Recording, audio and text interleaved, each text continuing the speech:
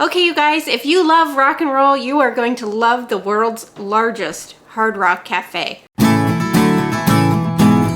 So just really quickly before we get started, I just wanted to say thank you to all of my subscribers. I have grown to mid 360s, which is unbelievable. I went back today to watch some of my older videos and yikes, they were an assault to my senses. So I can't thank you guys enough for being part of this early days of this channel. It is unbelievable and I appreciate you guys all so much. So if you guys haven't done so yet, please subscribe, like. We're just getting better all the time. We're gonna head to different places and new things, and I'm just really excited for the future. So let's get into it.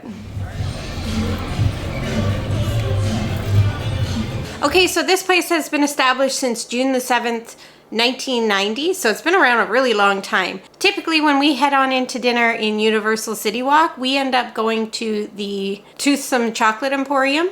But last time we went, we didn't have a very good experience. We didn't enjoy it quite as much as we usually do. No, the Universal we visited was not in Orlando last time, so maybe that's part of it. But I'll link that video up so you can see that if you'd like. But today we skipped over the Chocolate Emporium and we headed on into Hard Rock Cafe instead. It's been a really long time since I have actually been inside of here. It is massive. So it is the world's largest, which they've got multiple staircases going on in there, and you can literally just wander around and look at all of the paraphernalia. One of the interesting things that I did see was Madonna's school picture.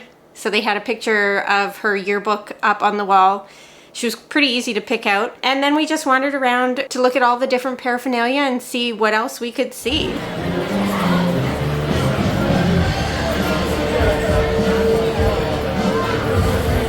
Now when you do head on in here, the first thing they want to do is take your photo and try to sell it to you later. We skipped over this part when you first come in. We were headed to a table. It was not busy. We did not have a reservation. It being so large, I feel like that's maybe one of the reasons we were able to get a table. As well, Orlando has not been that busy during our visit this year, so that's been wonderful. One of the really cool things here is Elvis's pink Cadillac that spins up around the bar.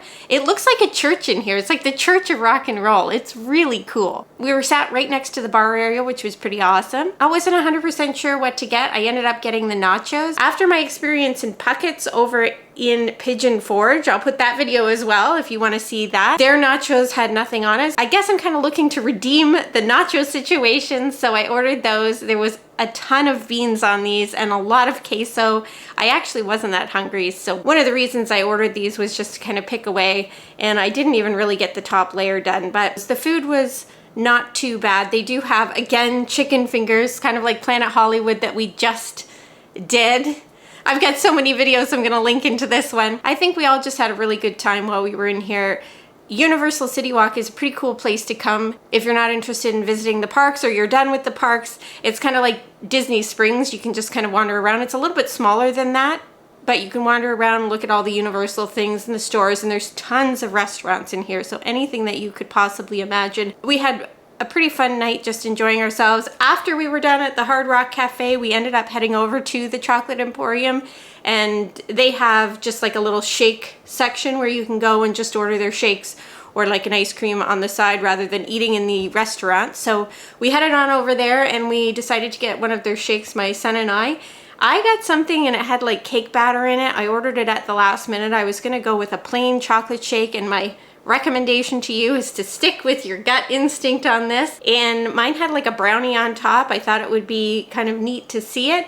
And then it ended up having like granules of brownie in the actual shake, and I found that kind of disgusting, to be honest with you. That texture of kind of eating cake and ice cream at the same time, but it wasn't really ice cream, it was a milkshake. I didn't like that, so I didn't end up finishing this. They do come in like these plastic mugs that you can bring home, so I ended up just kind of dumping it into the garbage and bringing my shake cup home with me. Anyways, I hope you guys enjoyed that video. Thanks everybody for coming along.